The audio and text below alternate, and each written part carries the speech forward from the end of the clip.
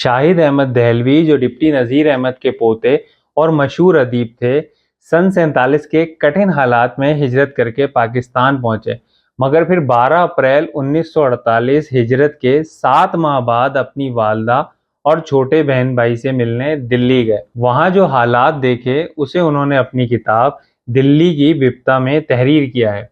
وہ لکھتے ہیں کہ میں دلی میں 12 دن رہا اور یہ 12 دن 12 سال ہو گئے۔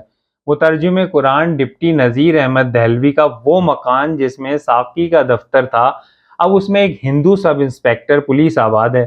محمد حسین آزاد کے مکان میں سکھ رہتے ہیں۔ منشی ذکا اللہ کی حویلی میں شرنارتھی آباد ہیں۔ ڈپٹی فدا اللہ کے مکان میں پنجاب کا ایک اچار مربے والا اپنا کارخانہ لیے بیٹھا ہے۔ علامہ راشد الخیری، پروفیسر مرزا محمد سعید، خواجہ فضل احمد، احتشام الدین، آغا طاہر، ظریف دہلوی، سب کے مکانوں میں ہندو اور سکھ رہتے ہیں۔ مزید لکھتے ہیں کہ یہ تو میری دلی نہیں ہو سکتی، وہ در و دیوار جن سے بقول انشاء اللہ خان لطافت برستی تھی، اب تسی پسی سے گونجتے رہتے ہیں۔ بے حیائی عام ہو گئی ہے، دلی کی ہندو عورتوں نے بازاروں میں نکلنا چھوڑ دیا ہے۔ امن اتنا کہ مسلمان پہاڑ گنج اور سبزی منڈی میں بھی چلا جاتا ہے، لیکن ایک خوف و ہراس ہر وقت طبیعت پر طاری رہتا ہے۔ وہ دوست جن کے ساتھ سالوں بسر کیے، ان کی نظروں کا فرق اب واضح نظر آتا ہے۔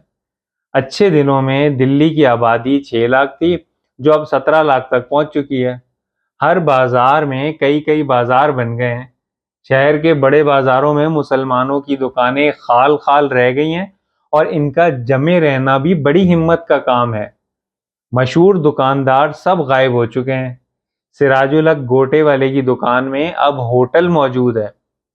شاہی سون حلوے والوں کی دکانوں میں ہندو حلوائی آ بیٹھے ہیں۔ میوہ فروش پٹھان اپنی دکانیں بیچ کر بھاگ گئے۔ فتح پور کے 2 مشہور ہوٹلوں میں رنگ والوں کی دکانیں کھل گئی ہیں۔ 2-4 مسلمان دکاندار جو باقی ہیں، انہوں نے اپنے کارکن اور ملازم ہندو اور سکھ رکھ لیے ہیں۔ عبد الغنی عطر فروش کا ڈاڑا سر سید مرحوم کی تصویر یاد دلاتا تھا۔ ان کے لڑکوں کو بھی جھالریں اور گوٹے تھیں۔ بڑے میاں کا انتقال ہو گیا، لڑکے کلین شیو ہو گئے اور آدھی دکان ایک سکھ کو دے دی۔ ڈرے سہمے دکان پر بیٹھے رہتے ہیں۔ یوں 12 دنوں میں اندازہ ہو گیا کہ یہ وہ دلی نہیں ہے جو میں نے 7 مہینے پہلے چھوڑی تھی۔ یہ میرا وطن تھا جو مجھ کو بھی کاٹنے کو دوڑ رہا تھا، اور یوں سخت بد دل ہو کر وہاں سے واپس پاکستان لوٹ آئے۔ یہ وپتا صرف دلی یا شاہد احمد دہلوی کی نہیں ہے، بلکہ ہر اس شخص کی ہے جو ہجرت کے دکھ سے گزرا ہے۔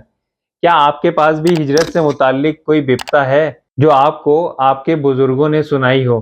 اگر ہے تو آپ کمنٹس میں ضرور بتائیں۔